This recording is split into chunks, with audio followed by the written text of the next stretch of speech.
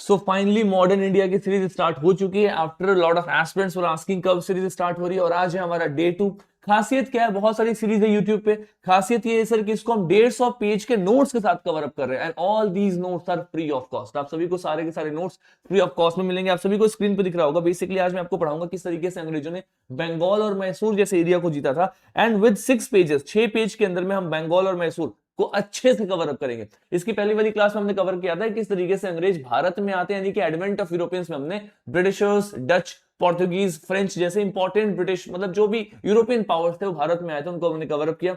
अब उनके बीच में एक फाइट होता है। अब ब्रिटिशर्स उस फाइट में जीतते हुए अपने आप को पूरे देश में पेनिट्रेट कर रहे हैं। तो बेसिकली 4 एरियाज है जहां से यूपीएससी क्वेश्चन पूछता है, फिर कोई भी एग्जाम में क्वेश्चन आता है। वो कौन कौन सा एरिया है? सबसे पहला, सर इन्होंने बंगाल को कैसे पेनिट्रेट किया, this is number 1। Number 2, sir इन्होंने मैसूर को कैसे पेनिट्रेट किया। नंबर 3, सर इन्होंने पंजाब को कैसे पेनिट्रेट किया रणजीत सिंह के अंदर में। और नंबर 4, सर इन्होंने मराठा को कैसे पेनिट्रेट किया। ये 4 मेजर सब इंपायर्स है जिसको इन्होंने पेनिट्रेट करने के बाद में कहीं ना कहीं पूरे इंडिया का पावर डायनेमिक्स इनके कंट्रोल में था। आज की पर्टिकुलर वीडियो में हम बंगाल और मैसूर कवर करेंगे आधे घंटे के अंदर। अगली वीडियो में पंजाब मराठा कवर करेंगे, फिर एक कर्नाटिक वर्ड्स देखना है, और इसके बाद से टॉपिक रैप अप हो जाएगा। This is one of the most factual topic. UPSC का थेमेटिक एरिया नहीं है, लेकिन अगर क्वेश्चन पूछ देता है यूपीएससी तो बनते भी नहीं है बच्चे से, बिकॉज बहुत ही फैक्चुअल है। आज की क्लास में आप सभी को स्टोरीज के थ्रू, कॉन्सेप्ट्स के थ्रू सारे फैक्ट्स याद करा दूंगा। और अगर आप चाहते हैं कि इस वीडियो सीरीज को अपन कंटिन्यू करें, let me know in the comment box. 15 class के अंदर में पूरी की पूरी मॉडर्न इंडिया कवर करेंगे। This is day 2। और before I start the session, just take me attention here, just pay attention. आपको ये नोट्स कहां मिलेगा? तो आपको पावर मंथन एप्लीकेशन डाउनलोड करना है। जैसे आप लॉगिन करोगे तो फ्री कोर्सेज सेक्शन में आप आके क्लिक करना है, एंड देन आप सभी के सामने फ्री कोर्सेज ओपन करते ही ऐसे सबसे स्टार्टिंग में modern India history YT notes करके दिखाई देगा। बहुत सारे बच्चे हैं जो बहुत रेगुलर बेसिस पे क्लासेस देख रहे हैं, जिन्होंने पॉलिटी की पूरी सेशंस देखा हुआ है। अगर आप सभी एप्लीकेशन को डाउनलोड कर रहे हैं, please do not forget to give some good reviews, because if you like the content, that has to be appreciated on the online platform. So I request all of you, please put down your good reviews there, right? चलिए start करें। सबसे पहले आप ये समझो, Bengal 17th और 18th century के आसपास में कैसा चलता हुआ नजर आता है। तो देखो, सबसे पहले इंपॉर्टेंट बात है सर कि Bengal was the richest and the most fertile province of Mughal empire, and Bengal was the richest province. इससे ये पता चलता है कि सर बंगाल वाले एरिया में ब्रिटिशर्स को सबसे इंपॉर्टेंट था उस एरिया को कैप्चर करना, क्योंकि वहां से सबसे इंपॉर्टेंट क्या है सर, गंगा रिवर फ्लो कर रही है, पेरिनियल रिवर है वहां से। वहां पे आपको पता चलेगा सर क्रॉप्स बहुत अच्छे ग्रो हो रहे हैं, आर्ट एंड कल्चर बहुत डेवलप है, आर्किटेक्चर डेवलप है, तो हर तरीके से वेल ऑफ सोसाइटी है, कहीं ना कहीं तरीके से खजाना है। और मैंने पहले ही बताया था कि ब्रिटिशर्स ने भारत में अपने 3 अलग अलग हेडक्वार्टर्स बनाए हैं। एक बनाया था उन्होंने बंगाल को, एक बनाया था उन्होंने मैसूर को, सॉरी बॉम्बे को, और एक बनाया था उन्होंने क्या बनाया था, मद्रास को। ये 3 अलग अलग ब्रिटिशर्स के लिए क्या थे, they were the 3 power hubs, 3 capitals, 3 headquarters. तो बंगाल सबसे पावरफुल हेडक्वार्टर इसलिए क्योंकि यहां से लैंड रेवेन्यू और बाकी रेवेन्यू बहुत ज्यादा निकल करके आ रहा है। आपको पता चलेगा जितने भी प्रोविंसेस सबके गवर्नर होते हैं, और बंगाल के गवर्नर को गवर्नर जनरल ऑफ इंडिया बना दिया गया था, बिकॉज यहां से बहुत बड़े स्केल पे, बहुत बड़े मात्रा पे आपको लैंड रेवेन्यू आता हुआ नजर आ रहा था। ठीक है। और बंगाल के अंदर में आज का बांग्लादेश, बिहार, उड़ीसा जैसे मेजर प्रोविंसेस दिखाई देते हुए नजर आएंगे। अच्छा, इस टाइम पीरियड में जो नवाब ऑफ बंगाल थे बहुत ही पावरफुल थे। और बंगाल बेसिकली इकोनॉमिकली क्यों इंपॉर्टेंट है, क्योंकि यहां से टेक्सटाइल प्रोड्यूस हो रहा है, सिल्क आ रहा है, सैलपीटर आ रहा है, और बहुत ज्यादा यहाँ पे आप समझ जाओ कि 60% जो ब्रिटिश का इंपोर्ट्स है, मतलब 60% ब्रिटिश जो इंडिया से खजाना लेकर के जा रहे हैं, एशिया से खजाना लेकर के जा रहे हैं, वो बेसिकली बंगाल से जा रहे हैं। You can understand the relevance of Bengal. इसलिए आपको पता चलेगा बंगाल के लोगों ने नेशनलिस्ट मूवमेंट में और बाकी जगहों पे भी जम के पार्टिसिपेट किया। मतलब कहता है ना कि अगर आपके पास में रोटी, कपड़ा और मकान है तो बाकी चीजों की टेंशन नहीं करना। वही है बंगाल के साथ, इनके पास में बेसिक मिनिमम रिसोर्सेज काफी अच्छे तरीके से भरे हुए थे। ठीक है, चलो सबसे पहला ब्रिटिश किंगडम बनता है। अच्छा, ईस्ट इंडिया कंपनी किस तरीके से आती है, तो एक ट्रेडिंग कंपनी के रूप में आती है, लेकिन भारत में आकर के बंगाल में क्या करती है, वॉर्स एंड बैटल्स लड़ती है। प्लासी और बक्सर जैसे बैटल्स को लड़ने के बाद में एक ट्रेडिंग कंपनी से अपने आप को एक पॉलिटिकली पावरफुल कंपनी के रूप में स्टैब्लिश कर लेती है। That is the reason why इसको कहते हैं हम, it is the first Indian kingdom occupied by Britishers. अंग्रेजों के द्वारा ऑक्यूपाई किया गया सबसे पहला इंडियन किंगडम है। मतलब पहली बार जो ईस्ट इंडिया कंपनी है वो बेसिकली एक ट्रेडिंग कंपनी से इंडिया में पॉलिटिकल पावर बनते हुए नजर आती है। That is the relevance of Bengal, understand this thing, right. तो यहाँ पे आपको कुछ इंपॉर्टेंट फैक्ट्स दिखाई देंगे, इससे पता चलेगा कि बंगाल का कितना ज्यादा मतलब डिमांड था, वहां पे ट्रेडिंग के लिए कितना लोग बेसिकली पेमेंट करते हुए नजर आ रहे हैं। Not very very important, what is important is कि इनके बीच में कॉन्फ्लिक्ट होना स्टार्ट होता है नवाब और अंग्रेजों के बीच में। तो पहले मैं आपको बता दूं कि बंगाल में बेसिकली कौन कौन से इंपॉर्टेंट से नवाब है। आप सभी को स्क्रीन पे दिख रहा होगा, सबसे पहले मुर्शिद कली खान, ये दीवान ऑफ बंगाल थे। दीवान मतलब पता है क्या, जो बेसिकली जिनके पास में रेवेन्यू राइट्स होता है, जिसे दीवानी कहते हैं। आज भी आप देखो दीवानी फौजदारी करके कोर्ट्स चलते हैं, मतलब जो सिविल इश्यूज को हैंडल करने वाले दीवानी होते हैं और क्रिमिनल वाले को फौजदारी कहते हैं। तो दीवान ऑफ बंगाल बेसिकली जिसके पास में लैंड रेवेन्यू राइट था बंगाल का। इसमें आपको मुर्शिद अली खान दिखाई देंगे। अच्छा, मुर्शिद Ali Khan was the first person जो सबसे पहले बंगाल को एक इंडिपेंडेंट स्टेट के रूप में स्टेब्लिश करते हैं। मतलब आप ये समझ जाओ बंगाल इस वक्त में मुगल्स का प्रोविंस था, बिकॉज मुगलों का शासन भारत में बहुत बड़ा है, राइट। उन्होंने पूरे इंडिया को ऑक्यूपाई किया हुआ है। उनके अलग अलग प्रोविंशियल गवर्नर है, उसमें से एक है बंगाल। बंगाल में आपको मुर्शिद अली खान दिखाई देंगे। तो बेसिकली मुर्शिद अली खान के टाइम पीरियड में, if I am not wrong, तो मुगल पे मोहम्मद शाह रंगीला करके एक रूलर था, जो कि औरंगजेब के इनएफिशिएंट सक्सेसर्स में से एक था। औरंगजेब 1707 में औरंगजेब की डेथ होती है और 1707 के बाद में इंपायर कोलैप्स होना स्टार्ट होता है मुगलों का। उसमें था एक मुर्शिद अली खान, ठीक है। तो मुर्शिद अली खान के टाइम पीरियड में बहुत सारे इंडिया में जो प्रोविंसेस थे, जो कहीं ना कहीं पहले ईस्ट इंडिया सॉरी मुगल्स के अंदर आते थे, वो अपने आप को इंडिपेंडेंट डिक्लेयर करना स्टार्ट कर दिए थे। और उसमें से एक था आपका बंगाल, जिसमें आपको मुर्शिद अली खान दिखाई देते हुए नजर आएंगे। तो इनके बाद में सरफराज खान, एक इनकैपेबल सन था, उसको मार दिया अलवर्दी खान, जो कि डिप्टी गवर्नर था बिहार का, बेसिकली राजा बनने के लिए। और उसके बाद में उनका grandson that is the Sirajuddaulah basically इस गद्दी पे बैठता हुआ नजर आता है। अब ये सारे इंपॉर्टेंट है, बस आपको उनका नाम याद रखना है। बहुत बार ऐसा क्वेश्चन आया था कि सबसे पहला गवर्नर कौन था जिसने बंगाल को इंडिपेंडेंट किया, आंसर क्या होगा, मुर्शिद अली खान, ठीक है। सिराजुद्दौला इसलिए इंपॉर्टेंट है क्योंकि सर सिराजुद्दौला के टाइम पीरियड में पानी बैटल ऑफ बक्सर, नहीं क्या बोलते हैं उसको, बैटल ऑफ प्लासी, प्लासी का युद्ध हुआ है। तो क्वेश्चन आ जाता है कि प्लासी के युद्ध के टाइम पीरियड में कौन थे रूलर, तो आपको ये ध्यान रखना है, ही इज दी सिराजुद्दौला। तो सिराजुद्दौला के पहले कौन थे, अलवर्दी खान। तो ऐसे नहीं, ये 3-4 लोग हैं, इनका बस नाम थोड़ा सा ध्यान रखना, पूरा रट्टा नहीं मारो, तो भी थोड़ा नाम को ध्यान में रखना है अपने को, ठीक है।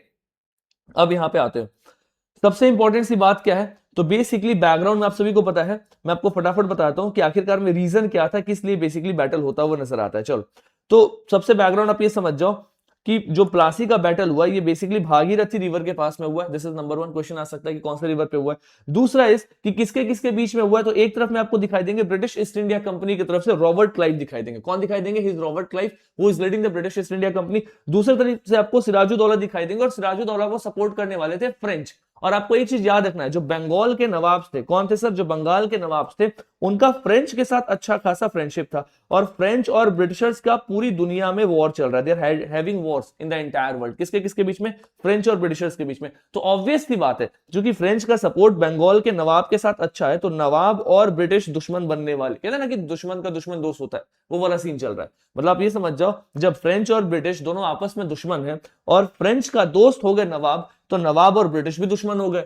सीधी सी बात है, वही वाला चीज दिखाई दे रहा है। तो इसको लेकर के इनके बीच में कन्फ्लिक्ट होना स्टार्ट होता है। उसकी शुरुआत कैसे होती है, सबसे पहले ये समझ जाओ, अंग्रेज जो थे वो कर्नेटिक वॉर्स में जीतने लग गए थे, जिससे सिराजुद्दौला को ये बात समझ में आ गया था कि अंग्रेज अगर ज्यादा शक्तिशाली होंगे तो मेरे एरिया में पॉलिटिकली सुप्रीम पावर के रूप में स्टैब्लिश कर सकते। एक राजा को पता चल जाता कि देखो ये व्यापारी थे, व्यापार करते करते बहुत पैसा बनाया, अब ये पॉलिटिकल पावर के रूप में आ सकते हैं इंपायर में, नंबर 1। नंबर 2 इज सर ये ट्रेड प्रिविलेजेस का मिसयूज कर रहे थे। क्या होता है ट्रेड प्रिविलेज, तो ईस्ट इंडिया कंपनी को बोला गया कि आप इस एरिया से व्यापार करिए, और आप इस एरिया से व्यापार करोगे तो आप मुझे टैक्स ना दो, मैं आपको टैक्स ग्रांट दे रहा हूं। हमने उसको कुछ टैक्स ग्रांट दे दिया। अब ये ट्रेड प्रिविलेज मिला था पूरा पूरा ईस्ट इंडिया कंपनी को। अब इस चीज को समझना, ईस्ट इंडिया कंपनी में अगर 100 लोग काम कर रहे हैं, अब ये 100 के 100 अपना खुद का इन्होंने प्राइवेट ट्रेड करना स्टार्ट कर दिया। क्या कर दिया, they all started doing this private trade. अब इससे ईस्ट इंडिया कंपनी का रेवेन्यू लॉस हो रहा है। मतलब कहीं ना कहीं आपने ट्रेड प्रिविलेज का तो मिसयूज किया ना। आपको ट्रेड प्रिविलेज मिला था कि आप 100 लोग एक साथ मिलकर के ईस्ट इंडिया कंपनी वाले व्यापार करोगे, चलो कोई बात नहीं, आप टैक्स मत देना,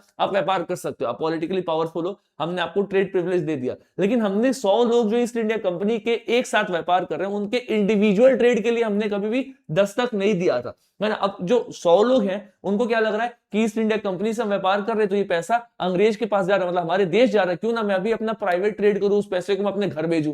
तो हर इंसान अपना प्राइवेट ट्रेड कर रहा है। इससे क्या हो रहा है, बंगाल का रेवेन्यू लॉस बहुत बड़े स्केल पे हो रहा था, तो नवाब को इससे प्रॉब्लम हो रहा था, number 1। Number 2 is fortification of Calcutta without permission. Kolkata को इन लोगों ने क्या मतलब फोर्टिफाई करना स्टार्ट कर दिया, घेरना स्टार्ट कर दिया, और बिना नवाब के परमिशन के। अब आप एक चीज को समझो, अगर आप कह रहे हो कि मैं यहाँ पे घेराव कर रहा हूँ, किला बना रहा हूँ बिकॉज मुझे यहाँ व्यापार करना है, तो आप बेवकूफ बना रहे हो, क्योंकि अगर आप घेराव करके किला बना रहे हो इसका सीधा मतलब ये है कि आप वहां पे अपने आप को ऐसे पॉलिटिकली पावर क्या स्टैब्लिश कर रहे हो। That is something very simple at the end of the day, और वही चीज आपको होता हुआ नजर आ रहा है। तो बिना नवाब के परमिशन के इन्होंने किले को फोर्टिफाई करना स्टार्ट कर दिया कोलकाता को, और नवाब ने मना भी किया दोनों को, फ्रेंच को और ब्रिटिशर्स को। तो फ्रेंच वाले बेचारे सही थे, वो मान के उन्होंने फोर्टिफाई करना छोड़ दिया, लेकिन ब्रिटिशर्स अभी भी फोर्टिफिकेशन कर रहे थे, किले का निर्माण का कार्य कर रहे थे। इसी टाइम पीरियड में फोर्ट विलियम को कैप्चर कर लिया गया सिराजुद्दौला के द्वारा 1756 में। बड़ी इंटरेस्टिंग सी इवेंट है, इसी को अपन बोलते हैं ब्लैक होल ट्रेजेडी, राइट। अब इस चीज को समझो, हुआ क्या, जब नवाब ने, सिराजुद्दौला ने बोला कि भैया आप इस एरिया को छोड़ दें, यहाँ पे किले निर्माण मत करो, तो अंग्रेज मानने के लिए तैयार नहीं थे। तो नवाब क्या किए, अपने सैनिक को लेकर के पहुंच गए अंग्रेजों के सामने, और वहां पे अंग्रेजों के फोर्ट विलियम में उनको हराया, और एक छोटे से कमरे में, बहुत छोटे से कमरे में लगभग 150 से ज्यादा अंग्रेजों को बंद कर दिया। ना उस कमरे में कोई खिड़की था, ना कोई एग्जिट पॉइंट था, उसका गेट लॉक कर दिया। And you will not believe, अगले दिन जब उस गेट को खोला गया तो अप्रोक्सीमेटली 22 से 23 लोग ही बचे हुए थे, है ना, मतलब 130, मतलब समथिंग क्लोज टू दैट, उनका सफोकेशन से जान चला गया था उतने अंग्रेजों का। अब इसी इवेंट को बोलते हैं ब्लैक होल ट्रेजेडी, और इसको हॉलवेल ट्रेजेडी भी कहते हैं। क्या बोलते हैं, also called as the Holwell tragedy. इसको हॉलवेल क्यों कहते हैं, बिकॉज उसमें से एक इंसान, जो एक अंग्रेज बाहर निकल करके आया था, उसका नाम था हॉलवेल, इसलिए इसको हॉलवेल ट्रेजेडी भी कहते हैं। इससे क्या हुआ ना, ब्रिटिशर्स और सिराजुद्दौला के बीच का इमीडिएट टेंशन स्पार्क कर गया। अब उनके बीच में एक वॉर होना, वो something very obvious and very natural, जो कि आगे क्या बैटल ऑफ प्लासी के रूप में दिखाई देता है। तो बेसिकली इस बैटल में जो ब्रिटिशर्स थे उनके पास में 3000 का सैनिक था, नवाब के पास 50,000 सैनिक थे। इसके बावजूद भी नवाब हार गए, बिकॉज नवाब का जो मिलिट्री कमांडर था उसका नाम था मीर जफर। मीर जफर ने अंग्रेजों के साथ दोस्ती कर लिया, और वो युद्ध के मैदान में अपने सैनिक लेकर गया ही नहीं, और बेसिकली सिराजुद्दौला बिना लड़ाई लड़े, मतलब बिना युद्ध किए वो हार गए। So it is said that Battle of Plassey was not fought on the military strength, rather Battle of Plassey was fought on a diplomacy. The sultans or the nawabs, the army couldn't even fight on the battle because diplomacy का इस्तेमाल करके अंग्रेजों ने पहले उनको eliminate कर लिया था। It's something very simple. कहीं ना कहीं सिराज यहां से भाग गए, लेकिन बाद में मीरान ने उनको मार दिया, ठीक है। So basically he was killed. इसके बाद में सिग्निफिकेंस क्या, अंग्रेजों ने सबसे पहली बार बंगाल में क्या किया, अपना पॉलिटिकल सुप्रीमेसी को स्टैब्लिश किया। मीर जफर, जो कि बेसिकली कौन था, सिराजुद्दौला का मिलिट्री कमांडर था, जिसने अंग्रेजों की मदद की थी, उसको नवाब बना दिया गया, क्योंकि इसने गद्दारी किया था, अंग्रेजों को सपोर्ट किया था। तो इसको नवाब बना करके इससे 24 परगाना, बहुत बड़े बड़े 24 प्रोविंस ले लिए गए, और उनका जम करके लैंड रेवेन्यू कहीं ना कहीं ईस्ट इंडिया कंपनी ने उठाना स्टार्ट कर दी। मतलब एक तरीके से समझ जाओ, बंगाल को इन्होंने एकदम से मतलब रगड़ के यूज करना शुरू कर दिया। इस चीज को समझो कि ईस्ट इंडिया कंपनी में जो साउथ इंडिया के वॉर्स एंड बैटल्स हो रहे थे ना, इसको फंड करने के लिए वो बंगाल का इस्तेमाल कर रहे थे। They were using Bengal to fund the fight and battles of the South India. इस लेवल पे जाकर के पैसा इस्तेमाल कर रहे थे। पहले क्या हो रहा था कि साउथ इंडिया में फाइट करना है, बैटल्स लड़ना है ना, तो ईस्ट इंडिया कंपनी को अंग्रेज, ब्रिटेन, इंग्लैंड से पैसा आता था। अब मना हो गया, अब इन्होंने कहा हमने अपने आप को पॉलिटिकली सशक्त कर लिया है, बंगाल जीत गए हैं, जहां से 60% खजाना हम भेज रहे थे इंग्लैंड में, उसी एरिया को हमने जीत लिया है। अब हम यहां से बैठ करके आराम से सारे वॉर्स कर सकते हैं। इनफैक्ट ऐसा कहते हैं कि अगर अंग्रेज बंगाल को नहीं जीते तो शायद भारत में अंग्रेजी शासन नहीं होता। अगर फ्रेंच वालों ने बंगाल को जीत लिया होता तो शायद इंडिया का इतिहास कुछ और होता, है ना। बंगाल की जगह आज भारत में फ्रेंच का शासन होता। Something like that is said by lot of historians at the end of the day. Anyways, moving ahead, Mir Zafar इतना परेशान हो गया अंग्रेजों के हस्तक्षेप करने से कि उसने क्या किया, एक बैटल ऑफ बिदार, मैं आप सभी को बताता हूं, मैंने यहाँ पे नोट्स में डाला, not very very important but फिर भी बता रहा हूं कि अगर यूपीएससी ने कहीं रेयरली पूछ दिया। बैटल ऑफ बिदार करके एक बैटल हुआ है, जिसमें मीर जफर ने डच वालों का मदद लिया और सोचा कि मैं ईस्ट इंडिया कंपनी को हरा दूंगा। मीर जफर को लगा मैं डच की मदद से ईस्ट इंडिया कंपनी हरा दूंगा, लेकिन वो भूल चुका था कि ईस्ट इंडिया कंपनी बंगाल को जीतने के बाद में 10 टाइम्स पावरफुल हो चुकी है, उसको हराना पॉसिबल नहीं, नामुमकिन है। और बिदार के बैटल में डच को ईस्ट इंडिया कंपनी ने हराया, यानी कि मीर जफर भी हार गया, बिकॉज मीर जफर कहीं ना कहीं डच के साथ प्लान करके ईस्ट इंडिया कंपनी को हरा था। और मीर जफर की जगह मीर काजिम को एक सुल्तान नवाब के रूप में स्टैब्लिश कर दिया गया। अब काजिम गद्दी पे बैठने के बाद में उसने भी बहुत टाइम तक पहले ब्रिटिशर्स को सपोर्ट किया, लेकिन बाद में काजिम को ये बात समझ में आ गया कि जो ब्रिटिशर्स हैं इनके सामने यू कैन नॉट रूल, आप रूल नहीं कर सकते। तो काजिम जो बहुत ही पढ़ा लिखा है, उसने बोला कि मैं सीधा लड़ने जाऊंगा तो हार जाऊंगा। तो काजिम ने क्या किया, एक ग्रुप बनाया, उसने अवध के रूलर को ऐड किया, है ना, मतलब ये तो खुद बंगाल का नवाब था, ये तो था ही, प्लस अवध के रूलर और प्लस मुगल शासक जो उस वक्त के मुगल शासक थे, इनको ऐड किया। मतलब इन तीनों का एक ग्रुप बनाया और इन तीनों का ग्रुप बना करके अंग्रेज को चैलेंज किया कि हम तीन एक साथ मिलकर के अगर अंग्रेज के सामने खड़े होंगे तो शायद हम उनको हरा दे। इसी को बोलते हैं बैटल ऑफ बक्सर, जो कब हुआ है sir? It is close to 22 October, if I am not wrong, 22 October 1964 को बेसिकली बैटल होता है। तो देखो किसके किसके बीच हुआ था। अंग्रेज की तरफ से थे हेक्टर म्यूनरो, बहुत बार क्वेश्चन आता है कि ब्रिटिशर्स की तरफ से कौन थे इस बैटल में, इट वाज हेक्टर म्यूनरो। अच्छा, यहाँ पे मीर कासिम जो बंगाल का नवाब था, सुजाउदौला जो अवध का नवाब था, और मुगल इंपरर शाह आलम टू, इन तीनों ने अपना एक ग्रुप बनाया वर्सेस ब्रिटिशर्स के, and now they fought this particular battle. The point is, इस टाइम पीरियड में अंग्रेज इतने पावरफुल थे कि भैया मतलब हेक्टर म्यूनरो की अध्यक्षता में आप कह सकते हो इन तीनों को हरा दिया गया। The Britishers won this particular battle, as simple as that. क्यों? क्योंकि सर प्लासी जीतने के बाद में उनके पास में रेवेन्यू, खजाना उनके हाथ आ चुका था, अब उनको हराना पॉसिबल नहीं, नामुमकिन था, and that is the reason why वो जीत गए।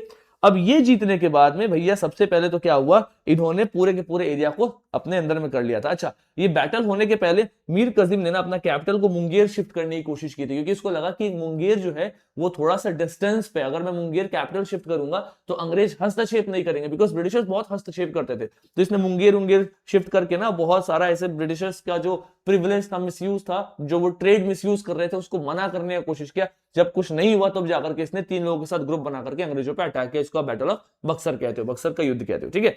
अच्छा, बक्सर के युद्ध के बाद जो कि 1764 में बेसिकली युद्ध हुआ था, बेसिकली ये रीजन है ट्रिपल अलायंस बना करके 1763 के वॉर के कारण, मतलब ये वॉर होता है 1764 में, बैटल ऑफ बक्सर। इसके बाद में जो रूलर का शासन है, मतलब जो नवाब का शासन है, उसको अंग्रेजों ने हटा दिया और उसने अपने पपेट नवाब बैठाना हटा दिया। अंग्रेजों ने सीधा कह दिया अब हम क्या करेंगे, अब हम डबल गवर्नमेंट की स्टार्टिंग करेंगे। मैं आपको डुअल गवर्नमेंट आगे पढ़ाऊंगा, बस अभी इतना ही समझो कि बैटल ऑफ बक्सर के बाद में उन्होंने पूरे तरीके से बंगाल के नवाब को हटाया। अलाहाबाद की संधि, ट्रीटी ऑफ अलाहाबाद साइन किया गया, एक्सट्रीमली एक्सट्रीमली इंपॉर्टेंट। आप सभी को एक चीज दिख रहा होगा इस नोट्स में, जितने भी इंपॉर्टेंट पॉइंटर्स है जहां से क्वेश्चन बन सकते हैं प्रीलिम्स के, उन सभी पॉइंटर्स को मैंने इनकॉर्पोरेट किया हुआ है। One stop solution for all of you, और फ्री में अवेलेबल है आप सभी के लिए। पावर मंथन एप्लीकेशन को डाउनलोड करके वहां से आपको सीधा डाउनलोड करना है, but just do not forget to give the reviews that you feel about the content, about the classes, because that is something which will push the application to reach to the wider section of aspirants who actually want this content. It's a request, right? So do not forget to do that. Anyways, moving ahead, अगर मैं आपको significance की बात करूं तो आपको पता चलेगा सबसे पहली बार नवाब को तो हटाया ही हटाया, साथ में मुगल इंपरर को अंग्रेजों ने सबसे पहली बार फॉर्मली डिफीट किया था। इसके पहले मुगल्स को कभी भी अंग्रेजों ने डिफीट नहीं किया था। This was the first defeat of the Mughal, सबसे पहली बार फॉर्मली मुगल्स को बेसिकली यहीं पे अंग्रेजों ने डिफीट किया, है ना। कहीं ना कहीं अंग्रेजी पावर को सुप्रीम पावर बना दिया नॉर्थ इंडिया में। और इसके साथ में ट्रीटी ऑफ अलाहाबाद में क्या होता है, तो इसमें क्या किया गया, जो सुजाउदौला था जो कि नवाब था अवध का, उसको क्या बोला गया, उसको बोला गया कि इलाहाबाद और कारा जैसे जो भी इंपॉर्टेंट से प्रोविंसेस है, ये आप शाह आलम टू को दीजिए। शाह आलम टू कौन है, तो उस वक्त के मुगल रूलर थे। और बोला गया कि आप कंपनी को 50 लाख रुपए देंगे क्योंकि कंपनी का इतना लॉस हुआ। किसके ऊपर में थोपा गया, ये अवध के जो नवाब थे, कौन थे, सुजाउदौला, उनके ऊपर में थोपा गया कि पहले तो जो आपके पावरफुल प्रोविंसेस है, फॉर एग्जांपल इलाहाबाद और कारा, वो अंग्रेज नहीं ले रहे, वो किसके लिए ले रहे, वो बोल रहे हैं कि आप मुगल शासक को दीजिए। मुगल शासक को क्यों दीजिए, क्योंकि अंग्रेजों ने मुगल रूलर शाह आलम टू को बोला कि भैया दिल्ली छोड़ करके इलाहाबाद में बैठ जाओ, अब दिल्ली की गद्दी अंग्रेजों के हाथ में, just leave it. That is the reason why Allahabad और कारा लेकर के दे दिया लॉलीपॉप के रूप में, किसको, शाह आलम टू को, कि भैया आप यहाँ पे आराम करिए और कुछ नहीं करना। 50 लाख रुपया वॉर इंडेमनिटी लगाया। बनारस जो था उसको बलवंत सिंह को दे दिया। बलवंत सिंह कौन है, तो बेसिकली अंग्रेजों के एक बहुत ही, मतलब कह सकते हैं कि लॉयल इंसान थे, उनको बनारस दे दिया गया जहां से बहुत तगड़ा रेवेन्यू आ रहा है। शाह आलम टू को यह बोला गया कि आप इलाहाबाद में बैठिए और हम आपको पूरा प्रोटेक्शन देंगे, आपको कहीं दाएं बाएं नहीं जाना, आप आराम करिए, है ना, अब मुगल उगल छोड़िए, हम लोग हैं, हम लोग देख लेंगे अपने हिसाब से। Because formally this is the first time when Mughal empire was defeated by the British power. साथ में क्या किया, इन्होंने बोला कि चूंकि जो मुगल्स थे, मुगल के अंदर में फॉर्मली पूरा देश होता था, मतलब उनके अंदर में बंगाल, बिहार, उड़ीसा जैसे एरियाज होते थे, तो उन्होंने बोला कि आप दीवानी साइन करो, मतलब आप सिग्नेचर करो कि इस एरिया से लैंड रेवेन्यू सिर्फ ईस्ट इंडिया कंपनी लेगी। अब जो बंगाल है, बिहार है, उड़ीसा है, वो ईस्ट इंडिया कंपनी का। ये फोर्स करा करके उनसे साइन करा लिया। साथ में इसके रिटर्न में 26 लाख रुपए हम आपको देंगे, मतलब आपसे 26 लाख रुपए देंगे और आपसे करोड़ों की हमने रेवेन्यू का जो दीवानी राइट था छीन लिया। मतलब इस तरीके से बेसिकली ब्रिटिशर्स ने एक बहुत ही तगड़ी ट्रीटी बनाई जहां पे क्या किया, मुगल एम्पायर से जो मेजर प्रोविंस था वो ले लिया। इसके बाद में ब्रिटिशर्स के पास में इतना पावर आ चुका था, देखो कर्नाटिक वार में ये ट्रेड में बहुत पावरफुल हो चुके थे। मैं आपको कर्नाटिक वार के बारे में आगे बढ़ाऊंगा, राइट। प्लासी में फाउंडेशन ऑफ ब्रिटिश इंपायर, मतलब ब्रिटिशर्स ने अपने आप को पॉलिटिकल पावर ग्रुप में स्टैब्लिश किया था। और बक्सर जीतने के बाद तो भैया they became the master of Bengal, Bihar, Orissa. अब इनके बाद तो इनको कोई छू नहीं सकता, इतने पावरफुल हो चुके थे, इतना रिसोर्स इनको मिल चुका था। And that is the reason why इसके बाद में मैसूर, मराठा, कर्नाटक, हैदराबाद जैसे एरियाज के साथ ये कांस्टेंट वॉर कर रहे हैं और उन एरियाज को जीतने की कोशिश करते हुए नजर आते हैं। That is what there primary motive is. तो ये सब आपको यहाँ पे दिखाई देगा, राइट। इन सभी चीजों को हम, मतलब ये these are the normal points जो कि आप ऐसे भी पढ़ सकते हो, राइट। इसमें कुछ भी खास नहीं है। तो इस तरीके से इन्होंने क्या किया sir, they subjugated Bengal. Bengal was basically subjugated by the East India company. इस तरीके से बंगाल को ईस्ट इंडिया कंपनी ने सबजुगेट कर दिया। अब आगे आता है sir, the next topic is Anglo Mysore war. Mysore को कैसे अंग्रेजों ने जीता, तो इस चीज को समझो। 1767 से 1799। अच्छा, मैसूर जीतने से पहले ऑलरेडी 1764 में क्या हो चुका है सर, बक्सर का युद्ध हो चुका है। यानी कि अंग्रेज बहुत ही ज्यादा पावरफुल हो चुके हैं, उनके पास बहुत तगड़ा रेवेन्यू है और वो बंगाल के खजाने का इस्तेमाल करेंगे अब मैसूर जीतने के लिए। तो आपको सारे डेट्स याद नहीं करने, इंपॉर्टेंट डेट्स याद करना है। जैसे इलाहाबाद की ट्रीटी 1965 में हुआ है ना, बक्सर के युद्ध में अंग्रेजों की तरफ में कौन थे, थॉमस म्यूनरो थे। ऐसे क्वेश्चन बनते हैं, इन फैक्ट्स को आपको ध्यान में रखना है, suppose to know this facts, ठीक है।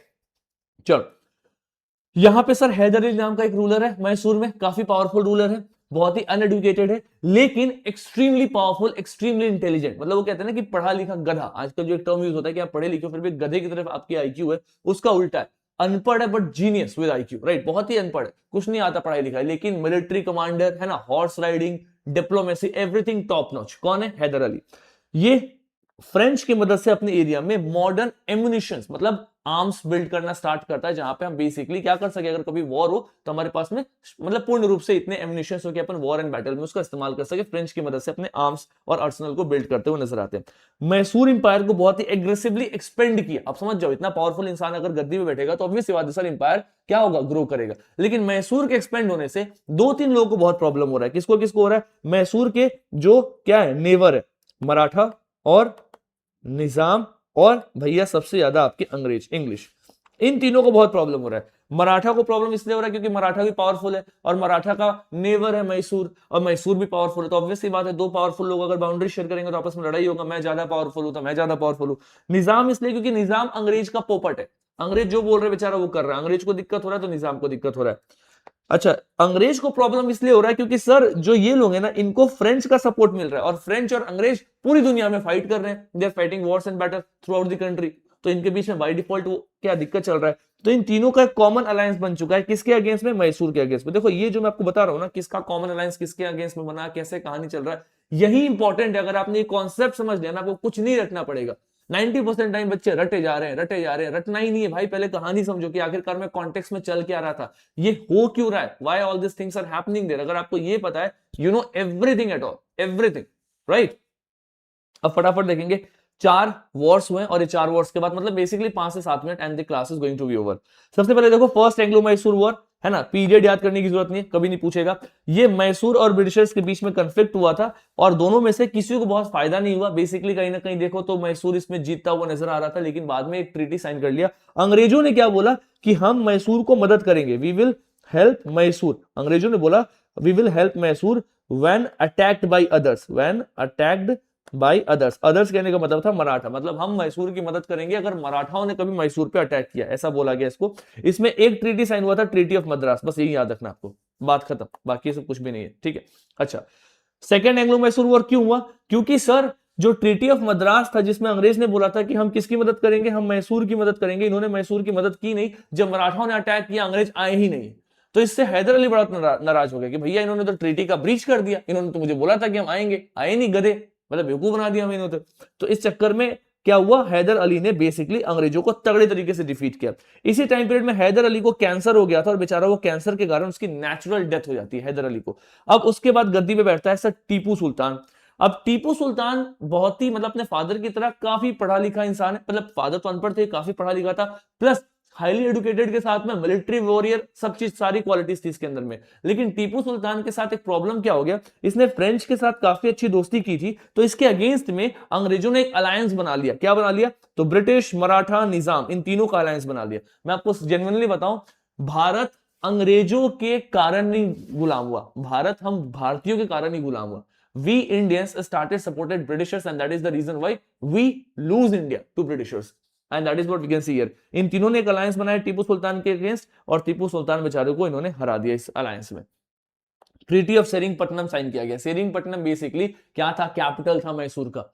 सेरिंगपट्टनम तक अंग्रेज चले गए थे और इसके पूरे इंपायर को तोड़फोड़ कर दिया, मतलब अपना हाफ ऑफ द टेरिटरी, जो मैसूर का आधा टेरिटरी था, वो अंग्रेज, मराठा, निजाम आपस में बांट के लेके चले गए। और डिटेल में बताऊं तो बेचारे टीपू सुल्तान के बेटों को उठा करके लेके चले गए और बोला गया कि अगर आप इतने करोड़ रुपए नहीं देंगे तो आपके बेटों को रिलीज नहीं करेंगे। Tipu Sultan was a man of word, क्योंकि इंडियन जो रूलर्स होते थे वो अपने जवान के पक्के होते थे, कुछ, नॉट ऑल। निजाम जैसे रूलर्स की बात नहीं कर रहा, जैसे आप राजपूत उठा लो, टीपू उठा लो, ये सब थोड़े मैन ऑफ द वर्ड्स वाले लोग थे। इसने पैसा दिया और अपने बेटे को छुटाया और छुटकारा लेकर के उनको बचा करके लेके आए अपने एम्पायर में। और इसके बाद में फिर से वापस से 1799 में चौथा एंग्लो मैसूर वॉर हुआ। ये लॉर्ड वेलेस्ली ने किया था। लॉर्ड वेलेस्ली ने क्यों किया था इसका रीजन बताता हूं। Basically Lord Wellesley Tipu Sultan के ऊपर में सब्सिडरी अलायंस लगाना चाह रहा था। फटाफट समझो सब्सिडरी अलायंस क्या होता है, 1 मिनट के अंदर में।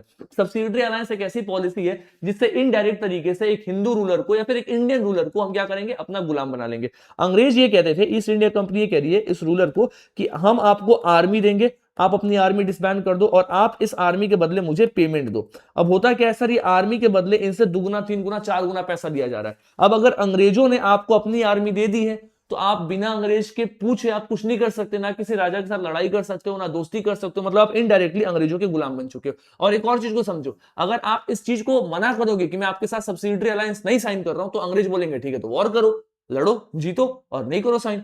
अब अंग्रेज specially Lord Wellesley Tipu Sultan पे क्यों लगा रहा था सब्सिडरी अलायंस, इसका रीजन है सर, टीपू सुल्तान के कारण ब्रिटिशर्स को यह खतरा था कि कहीं ऐसा ना हो कि कल भविष्य में नेपोलियन अटैक करे और वो भारत की तरफ ना आ जाए।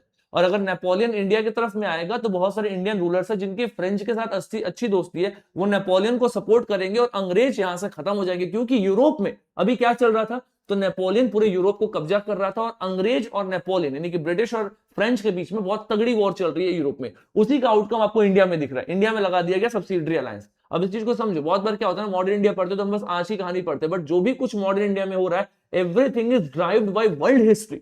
That is the reason why if you know world history, you know the reasons why all these things are happening in India। अब आपको समझ में आएगा कि बेसिकली सब्सिडरी अलायंस क्यों लगाया जा रहा था। टीपू सुल्तान ने मना कर दिया। टीपू सुल्तान का ये कहना था कि मैं 4 दिन वो ना बकरी और उसकी तरह रहने से अच्छा है कि मैं 1 दिन शेर की तरह जीऊंगा और मर जाऊंगा। उसने फाइनल कॉन्फ्रंटेशन किया और टीपू सुल्तान को बेसिकली मार दिया गया सेरिंगपट्टनम के बाद। और जो पूरा मैसूर था इस पे सब्सिडरी स्टेट यानी कि सब्सिडरी अलायंस लगा करके मैसूर एम्पायर को जीत लिया गया। तो ये जो 4 आपको मैंने कहानियां बताई, देखो मैंने टेबल में कितना कंसोलिडेट किया सारे फैक्ट्स को, लेकिन मैंने आपको बहुत कुछ एडिशनल बताया ताकि आपको चीजें याद रहें। आपको इन चारों में से फटाफट याद रखना है जो इंपॉर्टेंट ट्रीटी हुए। पहला हुआ ट्रीटी ऑफ मद्रास, दूसरा हुआ था sir this is the treaty of Mangalore, तीसरा हुआ ट्रीटी ऑफ सेरिंगपट्टनम और चौथा में कोई ट्रीटी हुआ ही नहीं। ट्रीटी कब होता है, जब सामने एक एम्पायर कोई बचा होता होगा ना। आपने जब टीपू सुल्तान उसके एम्पायर को खत्म ही कर दिया तो क्या समझौता करोगे, आपने पूरा एम्पायर ही जीत लिया। तो चौथे में कोई ट्रीटी हुआ ही नहीं, यानी कि 4 बार युद्ध हुआ है और 3 समझौते साइन हुए। आपको तीनों समझौतों का जो ट्रीटी है उसको लाइन में याद रखना है, कैसे कैसे, मद्रास, मैसूर, सेरिंगपट्टनम। अच्छा, टीपू सुल्तान के बारे में 2-3 फैक्ट जो आपको याद रखना है। टीपू सुल्तान जो था ये फ्रेंच से बहुत इंस्पायर था, स्पेशली फ्रेंच के रेवोल्यूशन से बहुत इंस्पायर था। अपने आप को सिटीजन टीपू कहता हुआ नजर आता है। क्या कहता है, सिटीजन टीपू कहता हुआ नजर आता है। दूसरा इंपॉर्टेंट चीज, टीपू सुल्तान ने क्या किया था, सेरिंगपट्टनम में ट्री ऑफ लिबर्टी ला करके लगाया था। क्या लगाया था, tree of liberty. Tree of liberty क्या है, लिबर्टी का पौधा जो फ्रांस में बहुत ज्यादा फ्रेंच रेवोल्यूशन हुआ ना, तो वहां पे लिबर्टी की विचारधारा बहुत ही फैल रही थी कि हर इंसान को लिबर्टी मिलना चाहिए, वो जो अचीव करना चाहे उसको करने देना चाहिए। ये लिबर्टी की विचारधारा फ्रांस में बहुत फैली थी। जब फ्रांस में क्या हुआ था, क्रांति आया था, रेवोल्यूशन आया था, वहां से वो ट्री ऑफ लिबर्टी सेरिंगपट्टनम में लेकर के आते हैं, यानी कि बहुत ही ओपन माइंडसेट का इंसान है। अब ऐसे इंसान को अंग्रेजों ने हराया, तो अंग्रेजों के सामने जब ब्रिटिशर्स में मतलब ब्रिटेन में पूछा गया कि आपने टीपू सुल्तान को क्यों हराया, तो ऐसा कहते हैं कि बहुत सारे ब्रिटिश हिस्टोरियंस ने टीपू सुल्तान की इमेज को डेंट करने का कोशिश किया, ये बोल करके कि बहुत ही ऑर्थोडॉक्स मुस्लिम सुल्तान था, उसने हिंदुओं के टेंपल्स को तोड़ा। ऐसे बहुत सारे स्टेटमेंट्स दिए गए जिससे टीपू सुल्तान की इमेज को डेंट किया जा सके, टीपू सुल्तान के नेशनल सेंटिमेंट को डेंट किया जा सके। And that is what is lot of historians even say about this. अगर आप बहुत सारे हिस्टोरियंस को देखोगे you will find the same interpretation. वो अलग बात है कि बहुत सारे हिस्टोरियंस का मत है कि टीपू सुल्तान एक एंटी हिंदू था, मंदिर तोड़ा ये वो, लेकिन बहुत सारे एविडेंसेस ऐसे भी है जहां पे टीपू सुल्तान ने मंदिर का निर्माण का भी कार्य कराया है। The point is Tipu Sultan वो सो पावरफुल कि ब्रिटिशर्स को उसको एलिमिनेट करना बहुत इंपॉर्टेंट था, और मैसूर वाला एरिया, साउथ इंडिया वाला एरिया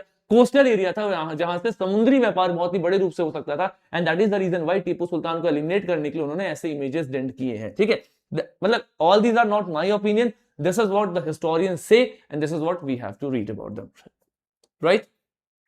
चल, तो इसके साथ में सर मैसूर अंग्रेजों के कंट्रोल में आ जाता है, और इस तरीके से हमारी आज की क्लास यहाँ पे खत्म होती है। यानी कि आज के पर्टिकुलर क्लास में मैंने आप सभी को बताया किस तरीके से बंगाल को जीता गया है और किस तरीके से मैसूर को जीता गया है, और इन सभी के बीच में कौन कौन से इंपॉर्टेंट ट्रीटी साइन हुए। अगर आपको वीडियो अच्छी लग रही है, समझ में आ रहा है, कमेंट बॉक्स में जरूर बताना, ताकि मैं इन सीरीज की फ्रीक्वेंसी बढ़ाऊंगा। अगली वीडियो जो आएगी that is going to be on Maratha and Ranjit Singh, जिसके बाद में अंग्रेज पूरे भारत में मोर और लेस एम्पायर एस्टैब्लिश कर लेंगे। फिर हम पढ़ेंगे कि अंग्रेजों का एडमिनिस्ट्रेटिव पॉलिसी कैसा था, उनकी इकोनॉमी पॉलिसी कैसी थी। ट्रस्ट में जब इतने फैक्चुअल चैप्टर को हम इतनी स्टोरी के साथ पढ़ रहे हैं ना, तो वो तो स्टोरी वाले चैप्टर्स हैं, उनको तो आपको याद करा दूंगा मैं। And after this particular series modern India के मेजॉरिटी क्वेश्चंस आप सभी सही करके आने वाले हो, चाहे यूपीएससी हो, स्टेट पीएससी हो, कोई भी कमीशन एग्जाम हो, वनडे एग्जाम हो, कॉलेज का एग्जाम हो, because modern India is same for all. Level content का थोड़ा डेप्थ रखेंगे ताकि बड़े एग्जाम्स को अपन टारगेट करेंगे और नीचे के सारे एग्जाम्स उस बेसिस पे निकलते हुए नजर आएंगे। Before I end the session, अगर आप इनको डाउनलोड करना चाहते हो, as I have already said this, कि आप इसको पावर मंथन ऐप डाउनलोड करके please do not forget to give the reviews. और अगर आपने डाउनलोड कर लिया तो जाओ प्ले स्टोर पर रिव्यूज दे करके, राइट, वहां पे जाकर के इसको डाउनलोड कर सकते हो। And we will definitely meet in the next class. बाकी पीवाईक्यू सॉल्व करने के लिए UPSC by Rupesh is the Telegram channel, जहां पे अप्रोक्सीमेटली 2000 बच्चे डेली बेसिस पे क्वेश्चंस लगा रहे हैं, वहां पे आप क्वेश्चंस लगा सकते हो। So this is for today, thank you so much everyone, God bless you और keep on working hard, thank you.